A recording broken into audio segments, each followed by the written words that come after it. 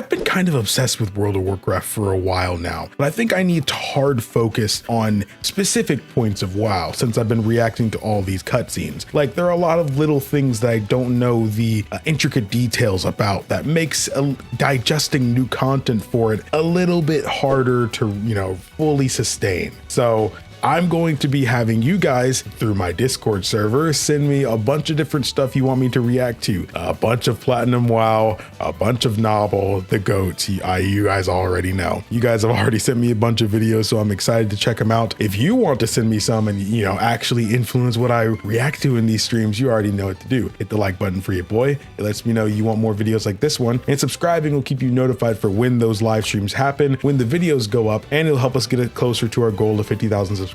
Of course, joining the Discord so you actually have a place where I'll actually go and react to them too. So without further ado, this is my first reaction to World of Warcraft's really important lore.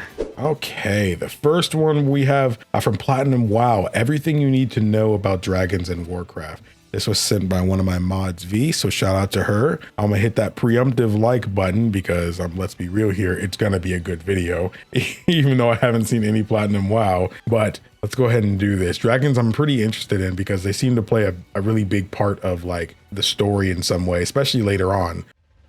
Dragons!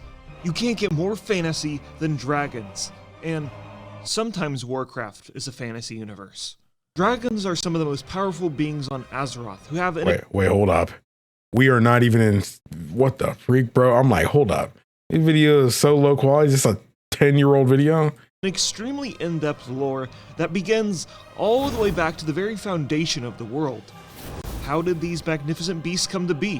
What is their purpose? And what exactly are they doing in the modern day? I don't know. Sit back and let's learn everything you need to know about dragons. I can't sit back because I'm streaming, but yes, I'm ready. Oh.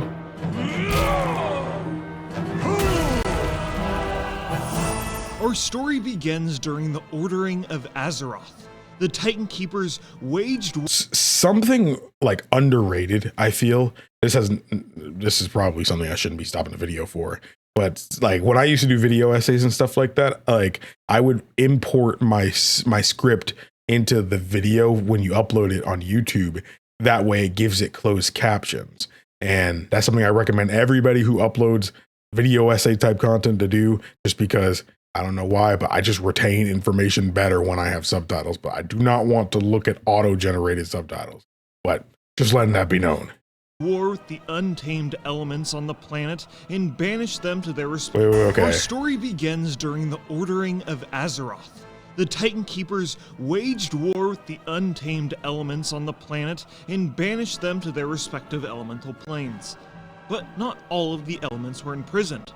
Some of these rogue elements developed into the first ever proto-dragons. The majority of the information we know about these ancient times comes from the novel Dawn of the Aspects. And in this book, there is easily that editing, it's not as difficult as you'd think, like with just the green screening it, you know, but man, doing something small like this adds so much. One of the most it's such a neat thing to do. Monstrous especially since behind that has this never really gotten the respect he deserves in game. What's his name? Oh. Galakron, the father of Galakron. dragons, was a monolithic beast that dwarfed the rest of his kind. One day, an unquenchable hunger dominated his body, and he suddenly began to terrorize the other dragons. He performed the unthinkable and started to cannibalize the other proto-dragons. This had dramatic effects on his body, and he began to develop mutations like growing limbs and eyes all over his now decaying body. To put in perspective how big Galakron was, his roar had the ability to cause devastating avalanches, and his wings were so large that the other dragons would mistake it for thunder. His breath also had the ability to raise slain proto-dragons into undeath, which were called not living, and their bite would infect other dragons who develop zombies? Similar unrelenting taste for dragon flesh, and yet, yeah, no, they're literally zombie dragons. They're zombie dragons. The Titan Keepers and their surviving proto-dragons teamed up to defeat this gargantuan beast.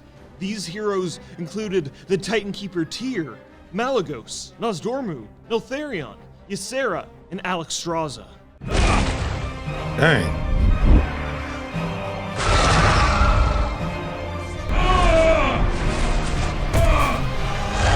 Oh.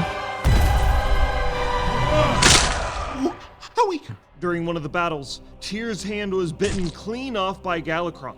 Wait, The so is he Titan infected? Keeper would later get a new silver hand as a replacement. This glorious, heroic battle would become legend for the people of Azeroth, and Tyr's silver hand became the symbol for the Knights of the Silver Hand Paladins thousands and thousands and thousands of years later. Dang.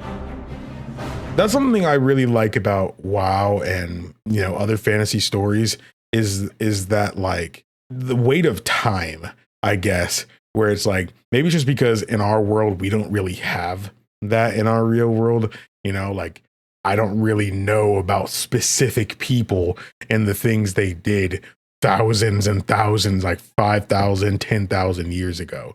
You know, just the recorded history just doesn't go back, you know, that far in specific detail. So I think it's interesting that when we have fantasy works like WoW, we actually can do that. I remember playing Star Ocean 2, you know, when he crash landed on another planet, you know, they had like information about what their people were doing 2 million years ago, 10 million years ago. And I'm like, their race went back that far? You don't see that. And it seems so unfathomable because again, in real life, we don't have lore like that, you know, not that old of lore. So when we see these fantasy stories that do, it just instantly becomes more interesting.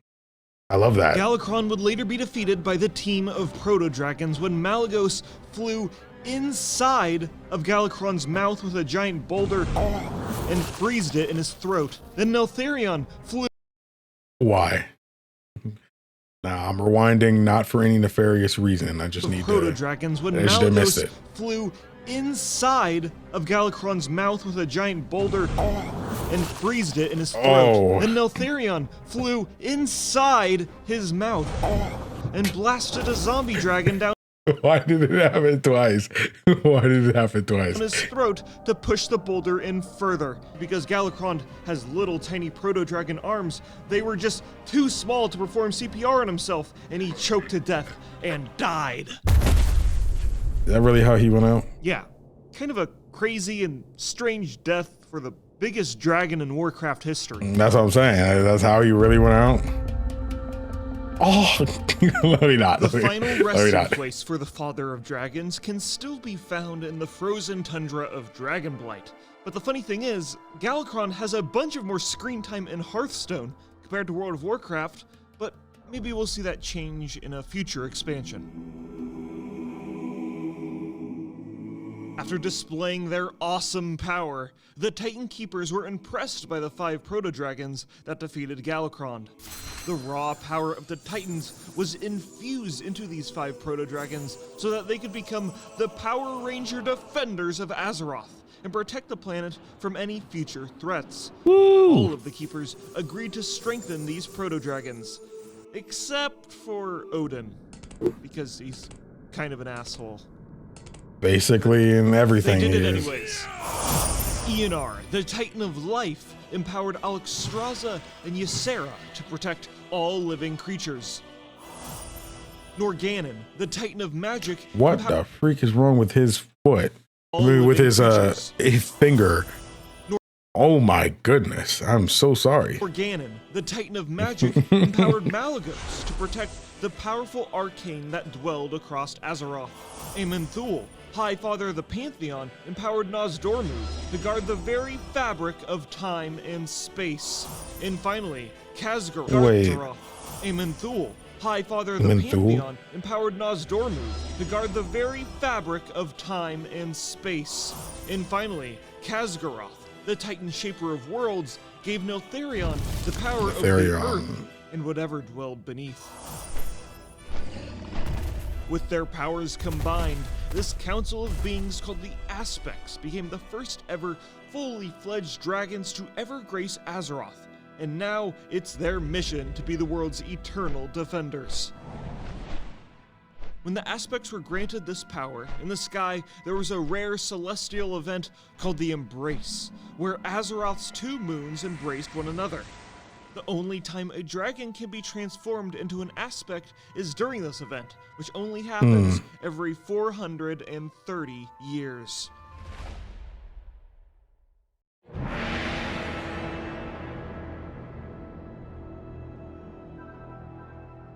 Next, the Keepers help forge the dragons a sanctuary called Wimrest Temple.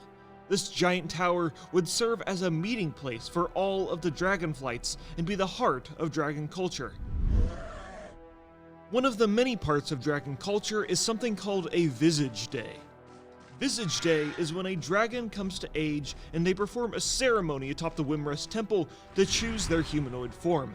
Dragons have the ability to transform into any of the races on Azeroth, and it's typically done so that they can spy on the mortal races across the planet to make sure they aren't doing anything nefarious. Or they just do it for practical reasons. And these dragons knew how to transform into these races before they even existed because, bronze dragonflight and timey-wimey time travel stuff, okay? But here's the thing. Dragons are not just limited to humanoid forms. They can turn into anything. And I mean anything. There's this one part in the Dawn of the Aspects book where Alexstrasza just disguises herself as a giant-ass tree. Okay, now let's go through each of these dragonflights in more detail. Why? And talk about exactly what they do. Starting with the red dragonflight and the tree transforming queen of dragons herself, Alexstrasza. And the cycle of life is reborn anew. The red dragonflight are the protectors of all life on Azeroth. This means that they're the ones to deal with any dangerous, overwhelming threats on the planet. They also restore devastated lands and protect ancient artifacts.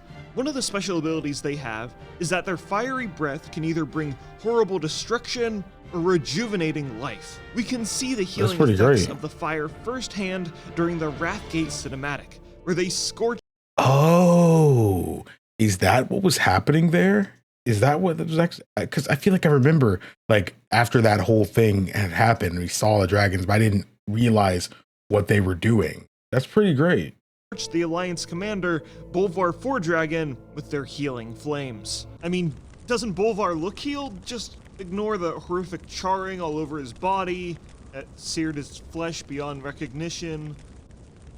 Look, he's healed, okay? Trust me. To this day, the Red Dragonflight and their Dragon Queen continue to watch over all life on Azeroth and protect it from certain death. Before battle, I always assure my forces that through the fire and the flames, we'll carry on.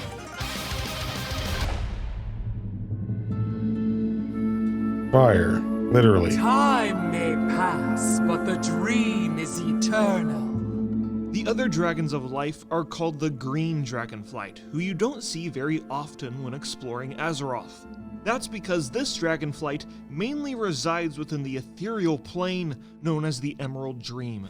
This plane of existence is one of flourishing life that represents the world of Azeroth if it was never altered by intelligent beings. One of the special abilities green dragons have is they got that melatonin dragon breath that has the ability to put their enemies to sleep. Green dragons try to avoid combat to the best of their ability and pacify their enemies rather than kill them. That being said, in the dream, the Green Dragonflight works alongside the Druids to control the ebb and flow of nature and protect it from a horrifying presence. This is super interesting. Emerald Green is where we're chilling in the current expansion, by the way. Okay. Emerald Nightmare constantly festers throughout the dream. This twisted dark magic alters life into a horrific mockery of itself and brings only madness and corruption. The origin of this dark power comes from the old gods and Xavius, the Nightmare Lord, who orchestrates the spreading of corruption across the dream. All of the hostile green dragons we see in-game from classic WoW to modern day have pretty much all been corrupted by the Nightmare. and even the aspect Ysera was cursed by the nightmare, and in Legion, she was put down by the player characters. Dang. Yeah, we saw that happen. See, that's what's great about, you know, reacting to this, because I can like, before seeing that, I'm just like, oh, an iconic character's dying, that's sad, you know. But now I actually know about like the green dragonflight, and I know what happened to her and why this is happening. You know, it makes it a lot more, you know, enjoyable, like retrospectively.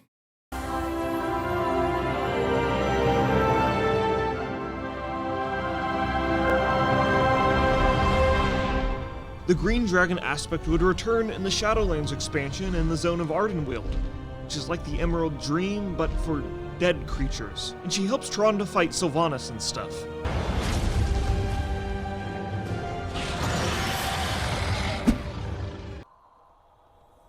Oh.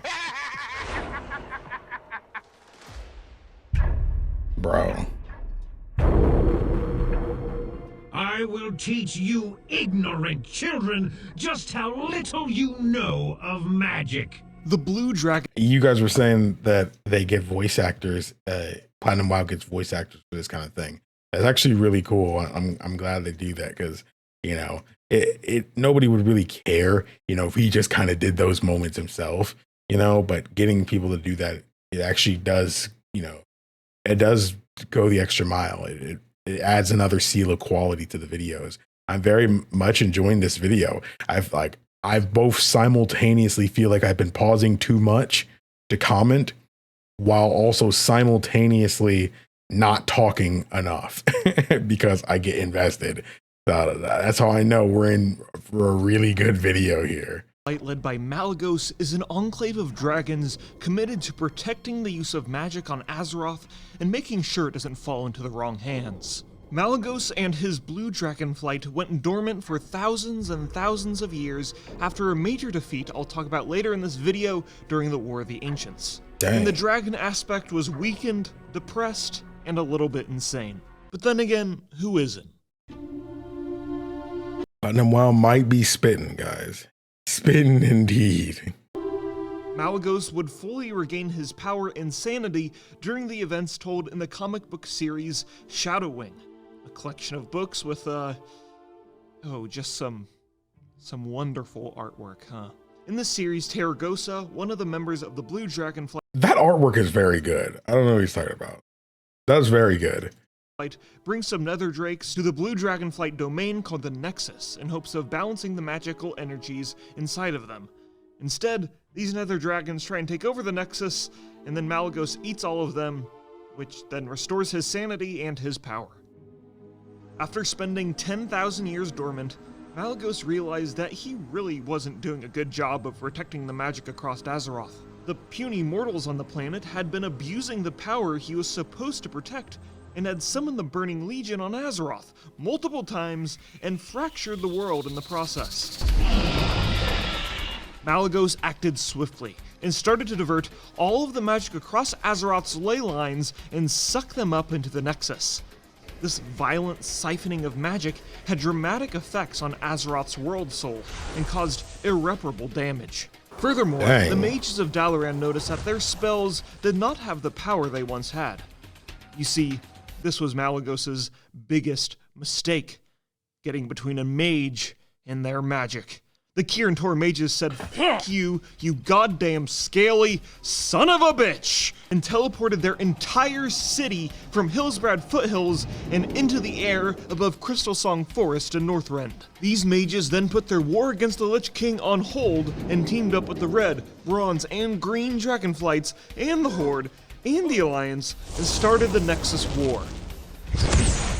While Malygos may have had some valid criticisms about the mortals on Azeroth, destroying the world while trying to keep the magic away from them was no way to solve the problem, and he was defeated within his domain called the Eye of Eternity. Unthinkable! The mortals will destroy everything. My sister, what have you... I did what I had to, brother. You gave me no alternative. And so ends the Nexus War. This resolution pains me deeply, but the destruction, the monumental loss of life had to end. Regardless of Malagos's recent transgressions, I will mourn his loss. I'll give you a shoulder crown. Check out the sick new dragon mount I got. Cool! The blue dragonflight then had another aspect leader called Kalagos for a brief moment in time, but now, in the modern day, the blue dragonflight's numbers have dwindled to such a low amount that the flight was abandoned altogether. The surviving dragons went their separate ways and are no longer unified by a single cause. Dang. That feels kind of bad, though. It's like, I get he did the wrong thing. He definitely shouldn't have taken an action. He had such a singular goal that he allowed it to, you know, he overlooked that, you know, hey, doofus, all of you were given these separate jobs to protect the world, you know, as a whole, you know, to protect reality. So in the end, yeah, mortals might have been abusing their power, but it's not like the world was destroyed, you know? So it's like, and even if that was a potential possibility, you destroying the world is not gonna fix, like, yeah, nobody's using magic anymore, but at, you know, or abusing it anymore, but at what cost? You know, it's pretty stupid overall when you really get down to brass tacks about it. But like, I still feel bad because, you know, he only wanted to act because he had spent so long being dormant, you know, and he really did just want to, you know, make magic not be abused, you know, so I don't know. Time is a tangled web. Try not to dwell on all the loose ends. Nosdormu, the Lord of Time, and the Bronze Dragonflight have the ability to travel through time to the past, present, and future. Their ultimate mission is to maintain the true timeline on Azeroth. Whatever that means. Generally, the Bronze... They're going with that timeline. Okay.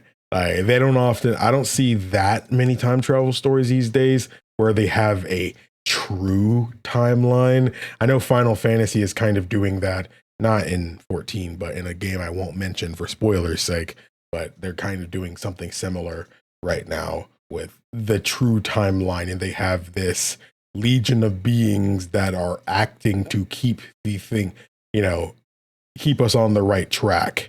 Basically, someone dies who wasn't meant to die on the true timeline, they'll bring them back to life, for example. Dragonflight does not involve themselves in events on Azeroth unless they are absolutely needed. Some examples include when Nosdormu blessed Nordrassil to give the Kaldari Elves eternal life, or when the Bronze Dragonflight played a role in the War of the Shifting Sands. Well, now I'm interested in those stories. The Bronze Dragonflight's real enemy is the Infinite Dragonflight. This is a flight of dragons corrupted by the old gods and are trying to manipulate the very fabric of time and space for their dark masters to be victorious. There's also an Infinite Dragon pirate called Time Cat and Hooktail. This was added in Shadowlands, and I will not elaborate further. The leader of the Infinite Dragonflight is a dragon named Muruzond, who is actually Nosdormu from the future. You see, since Nosdormu can see everything, actually, Nosdormu from the future is the... No way did they just freaking Kingdom Hearts jumble up the name, bro. Ain't no way that's his nobody, bro. That's crazy to me. They definitely just Kingdom Hearts scribbled up the name. From the future. You see, since Nosdormu can see everything past, present, and future, he can also see his own death. Muruzond is a future version of himself who is trying to subvert his own death by destroying the true timeline and helping the old gods in the process. You can see the Infinite Dragonflight try and disrupt the timeline firsthand in the Caverns of Time dungeons, like Escape from Durnhold, the Black Morass, and the Culling of Strathhome. We finally defeat Muruzond in the End Time dungeon, which is a future version of Azeroth that will exist if the old gods win. This is also a good time to mention that Nosdormu and Muruzond are both voiced by Martin Sheen, who is a famous actor from these films, and he also has the most over-the-top, hilarious line delivery ever from Muruzond. The powers of the hourglass do nothing to me. The powers of the hourglass do nothing to me! With help from the player characters, Muruzond is defeated. You know not what you have done. Fool, what I have seen. At last it has come to pass. The moment of my demise. The loop is closed. My future self will cause no more harm. Won't you still become that? In time, Yeah. I will fall to madness. And you, heroes, will vanquish me. I'm just being The goobers. cycle will repeat. So it goes. I mean, he always could just like Also, in this future knock himself off now. catastrophic end-time version of Azeroth, there's a dragon impaled on the Wimrus temple. And yeah, maybe we should talk about that guy, huh?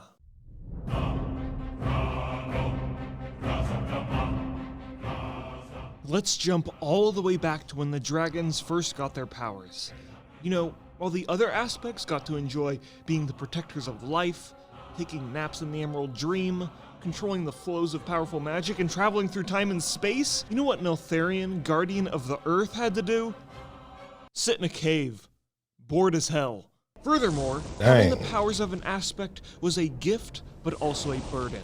The force of Azeroth's Earth constantly weighed down on Neltharion. He could feel every single stone press upon his body, and the insurmountable pressure became overwhelming.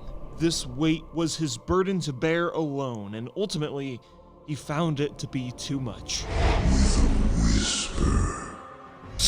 Wait, so that is a really stupid thing to do.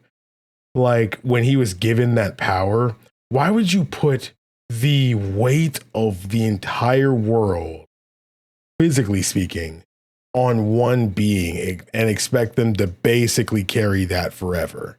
Like, you got to at least make him strong enough to be able to do that joint with ease. Like, if I was going to make a creature that I wanted to carry that weight, I'd make him so strong to where he could do that easily. You could do that easily.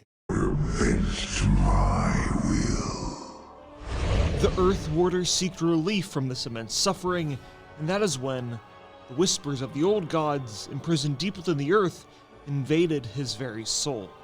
It was the old gods that could free Neltharion from this burden, and not only that, Don't he even could bother also to be think about granted it. powers beyond his imagination if he served them. He could create a world where only his black dragonflight dominated Azeroth. Your betrayal will be glorious. Your betrayal will be glorious. Neltharion's schemes would not come to fruition until the events of the War of the Ancients, when the Burning Legion first invaded Azeroth. With an ancient artifact called the Dragon Soul, Neltharion convinced the other dragons to funnel a portion of their power into the Desc so that it could be used as a powerful weapon against the demons that invaded Azeroth. Strike down your allies and begin your true ascension. Bro, I wish my voice When was it that was time deep. to actually use the Desc against the demons, Neltharion said, Oh, he used the Dragon Soul to blast demons, night elves, and dragons alike. The blue dragonflight surrounded the crazed Earth Warder. Malygos tried to reason with him, but it was futile. One of the blue dragons struck by the Dragon Soul was named Sindragosa, who was hit so hard by the blast, she flew halfway across the world and landed in Northrend, where she would later be resurrected by the Lich King. And she's on the Wrath of the Lich King login screen, and she's all like, with all of the Kinda raw. dragonflights left to ruin, Neltharion retreated to his lair as his body began to crack from the overwhelming sheer power he now possessed. I see it, Loki. Magma and fire flowed from his chest, and his eyes burned with flaming red. His goblin and Drogbar slaves crafted him adamantium steel plates and bolted them to his body to stop him from splitting apart from the raw power he now possessed. I am Deathwing. Ah, so he turned himself into Deathwing. Okay. Indomitable, I am the Cataclysm. Dang, that's where you think they would end the video. Dang. So that's what ended up happening to him. I mean, he said the Cataclysm, roll credits. I mean, yeah, I mean, it makes sense. I mean, you can't, I mean, okay, well, you can blame the guy, you know, people are dying out here, but like, I can't say I don't understand him. It's hard, it's so hard not to compare this to Elder Scrolls because I don't play this at all. I mean, I don't know anything about this either. So I'm trying to, you know, keep an open mind and experience this firsthand here. Okay, so for the rest of Deathwing's lore, I'm only going to be focusing on the essentials of his story, because yeah, it's a lot. Okay, so after Deathwing's transformation, the Dragon Soul was renamed into the Demon Soul, and Malfurion teleported into his lair and he stole it.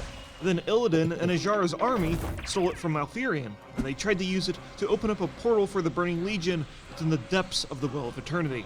But then the spell was disrupted and reversed, and the portal started to suck up all of the demons out of Azeroth, and the Sundering began, aka the world being split apart. As this is happening, the Demon Soul is falling into the Well of Eternity, but then suddenly Nozdormu from the future appears and grabs the Demon Soul, and he turns to the camera, and he gives a cheeky wink, and then he teleports out of existence. After the Sundering is over and the world is split, future Nozdormu pops back into existence again and gives the 4 other aspects the Demon Soul, and they put a spell on it to prevent Deathwing from using it, and then they hide it deep within the earth under Red Ridge. Meanwhile, after the Sundering, Deathwing returns to his lair to find out his slaves have started an uprising, sparked by a Tauren named Holn High Mountain, so he leaves and takes a long nap inside of Deepholm. Thousands of years pass and the Dark Portal is open, and the orcs are pouring into Azeroth and the First War begins. Deathwing awakes from his slumber and disguises himself as a human noble and a Blackrock orc, and spies on both sides of the war and kinda just hangs out. The orcs win the First War, and during the Second War, Deathwing finds the Demon Soul. Turns out trying to hide it from Deathwing, the aspect of the Earth, by putting it in the Earth is not a good idea. Problem is, Deathwing himself cannot control it because of the ward the aspects placed on the artifact. So Deathwing grants magic convenient visions to Zolthred the Whacked, chieftain of the Dragonmaw Orc clan, and leads him to the Demon Soul. These orcs then kill the red dragons protecting the artifact and claim it as their own, and the orcish warlock Necro Skullcrusher wields it. Yoink. That joint gonna get yoinked, bro. You've got mail. Deathwing sends Necros more magically convenient email dream visions on how to use the Demon Soul, and the orcs use it to enslave Alexstrasza and her red dragonflight. They imprison the Dragon Queen within the abandoned dwarven city called Grimpatol. The Dragonmaw clan then use the red dragons as mounts to fight against the Alliance and force Alexstrasza to make more eggs in her imprisonment. Despite this, the Horde still loses the war, and the majority of the orcs fled back into the Dark Portal, and Deathwing follows them. He strikes a deal with the orcs and offers them some Black Dragon children in exchange for safe passage into Draenor. They agree, and Deathwing flies to Gorgron and has a secret lair with a bunch of Black Dragon eggs. The Gron and the ogres living there did not like their territory being invaded, especially their leader named Gruul. Gruul teams up with Khadgar, Turalyon, and Illyria, who are also on Draenor, and they fight Deathwing, and Gruul kills a bunch of black dragons on spikes around the zones, granting him the title the Dragon Killer. Deathwing said, "Fuck this shit, I'm out," and flew back to Azeroth. I didn't think he would leave. Another fight with mages from Dalaran, and faked his own death. Hold up a second, I just realized. The dragons can fly in space? Like they're just good? Like they don't need to breathe? They just exist in space? At that point, is there only these 2 planets? Why? Like at this point, all these people just want me dead. You know, foiling my plans. I'm just going to a different planet. Take over their planet instead. By falling into the Dark sea. Portal. Meanwhile, back on Draenor, Ner'zhul opened up a bunch of portals which led to the world being destroyed and turning into the Outlands. The remaining black dragons on Outland were twisted by the magic and turned into nether drakes. Deathwing then infiltrated the Alliance again as a noble named Lord Deval Prestor, but he was pretty sussy to the other nobles and the Kirin mages, and he didn't end up doing much. The 3 remaining aspects, Malygos, Ysera, and Nozdormu, help free Alexstrasza from Grim Patol, and with the help from a human mage named Ronan, he destroys the Demon Soul, which grants all of the other aspects full power once again, and Deathwing fled deep home into hiding again. Classic WoW comes out, and Deathwing's children, Onyxia and Nefarian, are causing trouble in Azeroth. Onyxia disguises herself as Katrina Prestor. Hey, what's and good, no one baby? bats an eye that she has the same last name as that sussy guy that tried to infiltrate the Alliance beforehand. Nefarian has a lair in Blackrock Mountain, where he's working on experiments to make a dragonflight that can really taste the rainbow, and he's combining all of the dragons together to make the chromatic dragonflight. But both of them are defeated. Random side tangent here. One of Nefarian's creations was a 5-headed dragon called Chromatus. Now, Nefarian died before he could give this abomination life, but later the Twilight cultists empowered it in the book Twilight of the Aspects. Now, Chromatus only makes an appearance in this book and almost single-handedly kills the other aspects and is literally indestructible. Despite this, Chromatus is defeated, but he doesn't die. So he was thrown inside of an arcane prison. So perhaps, maybe in the future, we will actually see him in-game. Side tangent over. Onyxia and Nefarian's mother and Deathwing's baby mama is a black dragon named Sinistharia, also known as Sinestra, who hates Deathwing and wants to make her own dragonflight. She goes to Outlands, steals some nether dragon eggs, and flies to Grim Patol, and uses the shards from the Demon Soul that I guess were just left on the ground to create the Twilight Dragonflight. But actually, Deathwing planted this idea to make the Twilight Dragonflight in her mind because I love that thing he does. Right, she is killed by her own experimental children and is later resurrected by Deathwing, and oh my god, this plotline sucks. Thousands of nerds stand outside of game stores midnight December 7th, 2010, and the Cataclysm expansion drops. For World of Warcraft Cataclysm, let me hear it! Cataclysm! Cataclysm! Meaning Deathwing has awoken once again. He erupts out of the earth, which tears a rift between Azeroth and the elemental planes, causing natural disasters all around the world. The Eastern Kingdoms and Kalimdor are revamped, yada yada yada, and Deathwing gets punched in the face by a dwarf. Later in Twilight Highlands, Deathwing gets in an epic fight with Alexstrasza, but it's also an in-game cinematic from over a decade ago with no sound effects whatsoever, so you get this awesome scene, oh wow, where they're rolling down the hill. Oh, wow, that's so epic. Alexstrasza loses the battle, but Deathwing is wounded and flies away. Later in the expansion, the aspects regroup. Kaligos is now the blue dragonflight aspect, and Thrall's in place of the earthen aspect. Thrall, my guy. That if they are ever going to defeat Deathwing, they are going to need to obtain the Dragon Soul in its purest form. Before they do that, they go to the future to deal with Murozond, like I mentioned earlier in the video. In this hypothetical future, Deathwing became so powerful, his body started ripping apart at the seams, and since the world was fully dominated by the old gods, he was no longer useful to them, so they mind-controlled him and forced him to impale himself on top of the Wimrest Temple, which...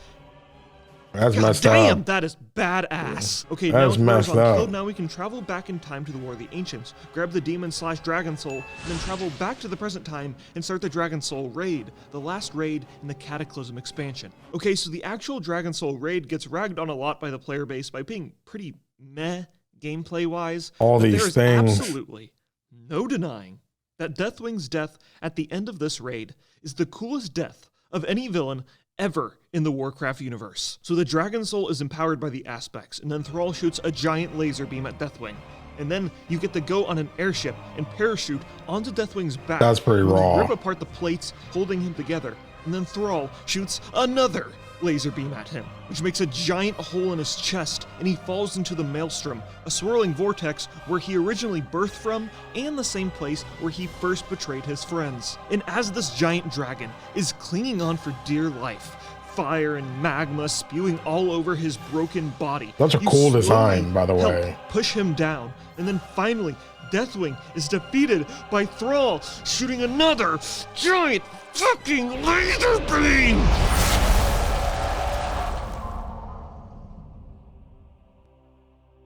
With Deathwing defeated, the Aspects had fulfilled their purpose of defending Azeroth, and the powers granted to them by the Titans was fully expended. After the Cataclysm, it was now the Age of Mortals. It was up to the people of Azeroth to defend the planet from future threats. But this does not mean that the Aspects are powerless, but they are mortal now, and are not nearly as powerful as they once were. Even after the Cataclysm expansion, we still see them involved in Azeroth's conflicts, like when they empowered the Heart of Azeroth in Battle for Azeroth. As for the Black Dragonflight, there is an extremely small amount left on Azeroth. So this takes place still before alive, battle. and there's an even smaller amount that isn't corrupted by the old gods. Wrathion, the Black Prince, is one of these black dragons who is trying to restore his flight's name. So he's black, and he's a black dragon, and he's a bad guy. I see you, Blizzard. It's been so long. During Black History Month? That's crazy. That is really everything you need to know about dragons in Warcraft. Of course, there are some smaller details I brushed over, but maybe we can talk about those in another video. And no, wait, we are not done. You know these dragon spawn guys? You want to know the lore behind them? None. Literally none. This is all that's on their Wowpedia page, and they became this way from hanging out with dragons. And what the hell does that even mean? You also got the Draconid, who are half man, half dragons, who are empowered by the flights they serve, but also they became this way just from hanging out with dragons. Again, what does that even mean? You got dragon men. These are humans meshed with dragon spawn. Stone drakes. These are actually... we know what they meant. I know exactly what they meant. Elementals and not dragons. Storm I know dragons. what they meant. These are storm dragons. I don't need to explain them. And you have storm drakes. These are another type of dragon that lives in Stormtime that just also exist and barely relate to anything I've talked about for the last 30 minutes. That just also exist and barely relate to anything I've talked about for the last 30 minutes. Okay, that's everything you need to know about dragons. That's everything we need to know about dragons. Dude, that was pretty cool. Shout out to the voice actors who voiced the characters. That was really cool. I actually really liked that video. I know for the VOD watchers and the live viewers, there was a bit of a situation throughout this reaction, but I genuinely enjoyed that. That was better than I kind of hoped it was going to end up being. So I'm glad that happened. That was pretty good. That was pretty good. I enjoyed that. Okay, I believe we have time for one more. And this one is also by Platinum WoW. I wanted to get a novel one in, but I'm actually kind of short on time last minute here. So I apologize for that. But this time we're going to be watching The Aliens That Doomed the Warcraft Universe. And those that know me, I'm all about aliens and space and all that nonsense. So that's already an interesting one. This one was also sent by my moderator V. So shout out to her. In the Discord. So again, join it if you also want me to watch specific videos. But yes, let's begin. The Eridar are the oldest race in the Warcraft universe. The who? The Eridar are the oldest race in the Warcraft universe. Who? The Eridar are the oldest race in the Eridar. Warcraft universe. They are pretty much immortal, extremely technologically advanced, and magically gifted. They were perfect, except for one catastrophic flaw. An insatiable greed for power. Yeah, that'll get most people in trouble.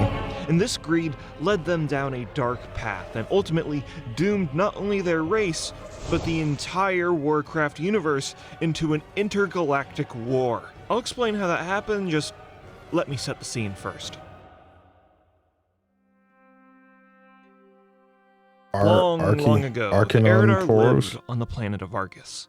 They were an extremely technologically advanced race which used the powers of the arcane and light to develop their society. Among the Eridar, art, science, magic, and technology all work together in a symbiotic relationship. Above all else, intelligence and discovery was the crux of the Eridar society. The leaders of the knowledge-seeking race were Kil'jaeden and Velen. Both of them ruled the Eridar alongside each other in an alliance called the Second Duumvirate. These two had the biggest bromance in all of Warcraft, as they had the ability to telepathically communicate with each other. Kil'jaeden was known for his intelligence, while Velen was the spiritual leader of the Eridar, who had the ability to see into the future.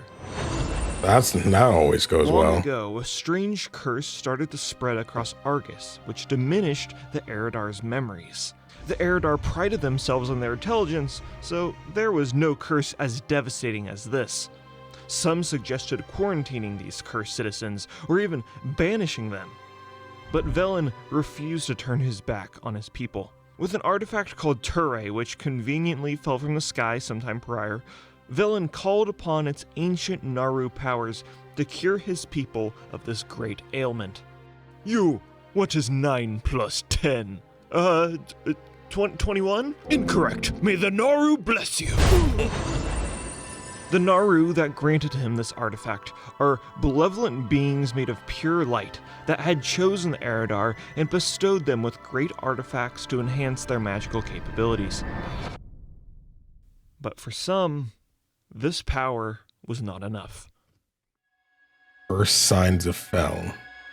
An Eridar sorcerer called Thalkil led an order called the Wakeners. These highly sophisticated magi are the ones responsible for empowering arcane constructs around Argus, among other forms of conjuration.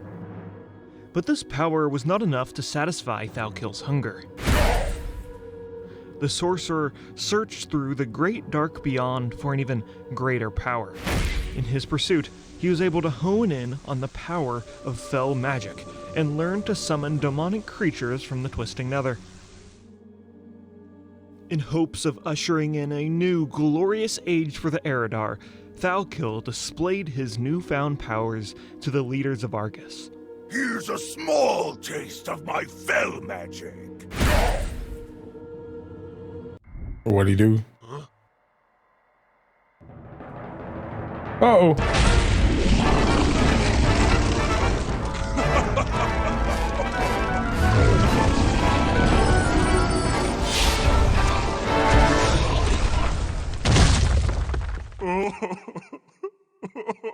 I mean, that was still cool, Velen right? denounced Thalkil's dangerous experiments with such violent powers and forbade him from ever using such magics again. Of course, Thalkil did not do that. Of course not. No longer did the sorcerer control the powers of Fel. Now, the addictive powers controlled him. For weeks, Thalkil went mad within his study. The Eridar did not sleep nor eat, and only focused on his pursuit of summoning hordes of demons onto the planet of Argus. Thalkil recruited the help of his fellow Awakeners so that he could assert himself as the new ruler of Argus. Most of, if not all, of his followers assisted in their master's pursuit. All except one. Who? Archimonde was one of Thalkil's His acolytes, cream. and revealed his dubious plans of demonic takeover to Velen and Kil'jaeden, and promised to put an end to his master's dangerous pursuit. The Magi's betrayal would be a surprising one, as he was one of Thalkil's brightest pupils. The night before the planned demonic takeover, Archimonde led a small group of Magi and put a stop to his master before it was too late. Hello, are you ready for demonic takeover? Hello, Archimonde? Oh.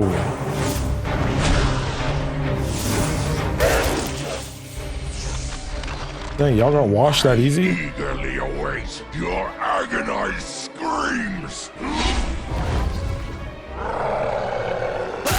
Oh. Oh.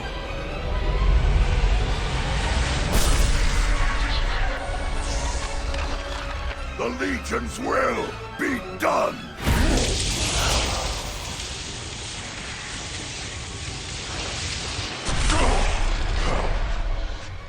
What? Nothing you have done here matters, mortal. We are infinite. We are legions.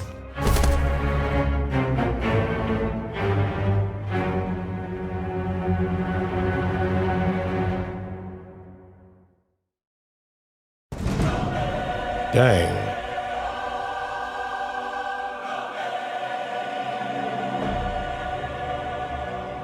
Archimonde was a champion of his people for the evil he had destroyed, and Kil'jaeden and Velen developed a deep respect for his selflessness. They had so much respect that Archimonde eventually led the Eridar alongside them in an alliance called the Triumvirate. The trio led the Eridar in a practically flawless manner. Kil'jaeden was known for his brilliant genius, Velen his immense wisdom and compassion, and finally, Archimonde and his unwavering drive for greatness. The Awakeners were taken over by a new leader called High Awakener Argon, who delved into the mystery of soul binding and learned how to imbue ancient Eridar souls into mechanical constructs. And it's like, look, dude, if you can turn my grandpa into a giant robot, that's badass. Just don't go summoning demons again, thank you. But meanwhile, Archimonde plotted devilishly in secret. You see, Archimonde did not kill his master because he hated demons. In fact, he was quite fond of the power of fell magic and craved such immense power for himself. I bet he did. Archimonde had his master's skull displayed in his domicile, letting it be a warning for all who would dare follow in Thalkael's footsteps. In truth, he used the power of his master's skull as a conduit to gain an even greater understanding of fell magic. As the Eredar slept, he would have vivid dreams of entire civilizations being brought to their knees by a glorious army and whispers from a dark god of unimaginable strength. Behold the power of the Legion. The Dark Titans deal. Years passed, and So deep within the... just so I'm caught up on that. The student who helped take down the teacher and became part of, like, you know, the main trio that like lead their race was actually still a baddie bad the whole time, you know, and now is using his master's skull to kind of basically become even more powerful than his master was, bro. Yeah, definitely. Yeah, don't trust anyone. Not even yourself. The cosmos, the Dark Titan Sargeras controlled the powerful might of his demonic forces. The problem was, all of these demons were very stupid and lacked the ability to lead themselves, and Sargeras could not direct all of his entire army at once. This is what led Sargeras in having a great interest in the highly intelligent race of the Eredar, who could be used as generals to lead the Legion in their burning crusade. But in order to convince them, he could not do it by force. Instead, he focused on deception and appeared to the Triumvirate in the form of a radiant, elegant being promising unimaginable power. Swear loyalty to me. Pledge the hearts of your people to my cause. Say no more, mysterious god. I pledge myself to you. Oh, you're not done speaking yet? Okay. I will transform you, granting you knowledge beyond imagining and might beyond measure. Together we will become Legion and defeat the hungering void that would consume us all. Don't they remember what the other dude was? The answer is obvious. We don't question anything that random god just said and pledge our loyalty. What do you say? It is little enough to ask for what he offers us. I had hoped the others would sense the darkness behind Sargeras' words, but they were blinded by their vanity, their hunger for power. The Atamal crystal soon showed me the horrible truth of what would come to pass if we accepted the Titan's offer. We would be transformed, not into wise leaders, but into hateful monsters. The Atamal crystal was an ancient relic that Naru gave the Eredar a long time ago, and told Velen of the horrors to come if the Eredar accepted Sargeras' gift. Velen tried to warn the others of this obvious trap they were walking into, but they didn't really care. They just wanted to be powerful. The Naru Kore told Velen, "Yo, dude, you need to get the fuck out of here." And that he needed to gather as many followers as possible, and the Naru would help them escape. So, Velen rallied his people that only consisted of Eredar in the hundreds, only hundreds, on the entire planet of Argus. The rest of the Eredar either willingly accepted the power of Fel, or the power was just forced upon them. One of the Eredar that accepted Sargeras' power was a sorcerer named Talgath. Talgath was a close friend of Velen, who was supposed to help rescue the Prophet's family. Instead, Talgath betrayed him and transformed Velen's son into a weapon of the Legion. So with a heavy heart, Velen and his people quickly gathered to flee the world of Argus, which now fell into the hands of corruption. I will hunt you across the stars, traitor! Even if it takes 1,000 years! The refugees flew away on a Naru spaceship called the Genadar. The Atamal crystal that Velen had was destroyed and turned into...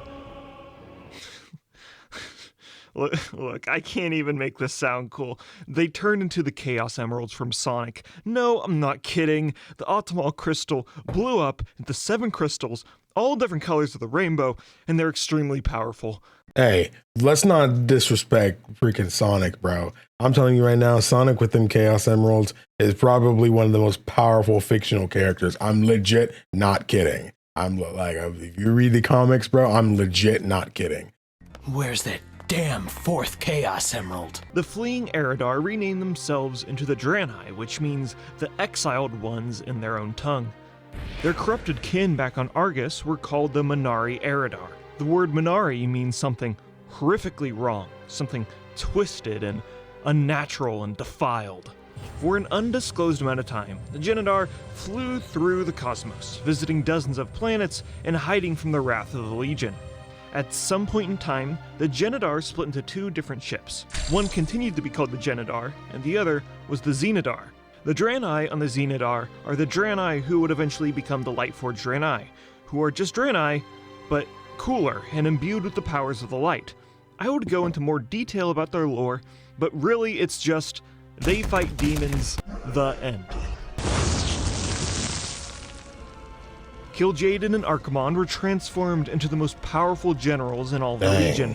Archimonde was tasked with being Sargeras' military commander, and by his will, numerous worlds fell to the might of the Legion. The Overlord still used the power of his previous master's skull as an incredibly effective weapon against his enemies. Kil'jaeden was tasked with seeking out other races within the Great Dark Beyond to corrupt. The most notable victims he recruited into the Legion were the vampiric race of the Nathrezim and the mighty Pit Lords.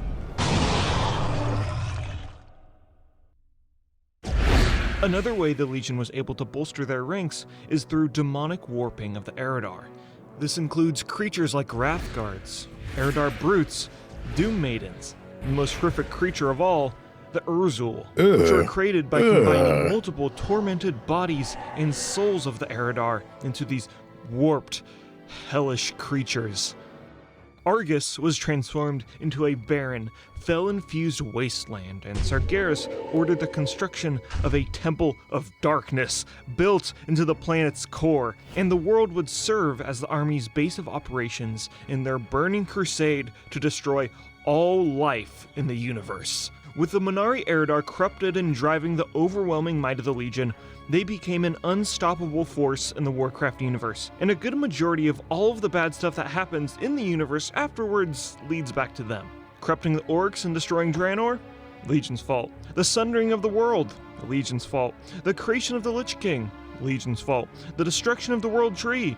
Legion's fault. Bots in Classic WoW? Legion's fault. The ad in this video right now? Legion's fault. The giant sword in Azeroth? Well, that happened after the Legion was defeated, but still, Legion's fault. And yes, the Legion was eventually defeated in the Legion expansion, but their catastrophic events on the universe still have effects on Azeroth to this day, and who's to say they won't return again?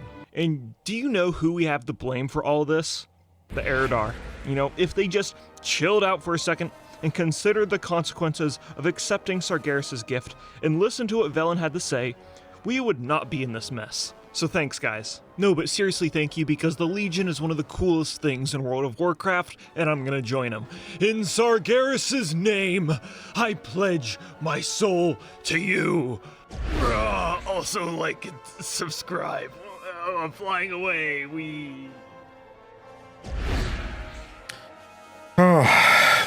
That's another good WoW video, man. That's another very good one. I enjoyed this one a lot. I think this one was interesting too because it felt, again, while it's completely not disconnected from the overall main story of WoW, it felt the origins of this, of the Legion stuff, all, it's more disconnected than other stories. So because of their origin, knowing their origin leads to basically everything, that dang near happens in WoW, in Warcraft. It just makes things an overall more enjoyable experience. I also just liked getting off of Draenor, getting off Azeroth, you know, and just seeing a completely different planet about something that I just didn't really have any knowledge really about. And I liked that a lot. That was genuinely a good one. I enjoyed this more than the first video, honestly. The dragons were interesting and stuff like that too, you know, especially finding out what they can do and what each of their individual jobs were and stuff. But yeah, I enjoyed that a lot. Wait until you hear the story of the jailer. You're going to feel the complete opposite for the same reasons. Dang, that kind of scared now. But if you enjoyed this video and you haven't already, hit the like button for your boy. It lets me know that you want more WoW videos like this one, and subscribing will keep you notified for when I go live with more, when new videos come out, and it'll help us reach our goal of 50,000 subscribers by the time summer ends. I'm really trying to get back into WoW. Honestly, again, recommend me some more. I know I was kind of short on time today, but there's a ton that you guys have already sent me that's got me, you know, really in that itch. Like, dude, like some of these, I'm looking at the titles and the thumbnails like, dude, this looks heavy. I really enjoyed that. But thank you guys for checking out this video. If you're even here this late in the video, thank you all so much for watching. My name is KingdomAce. Remember, everyone, to play some games, have some fun, and enjoy your video. In the video, KingdomAce, bro. It's been a day.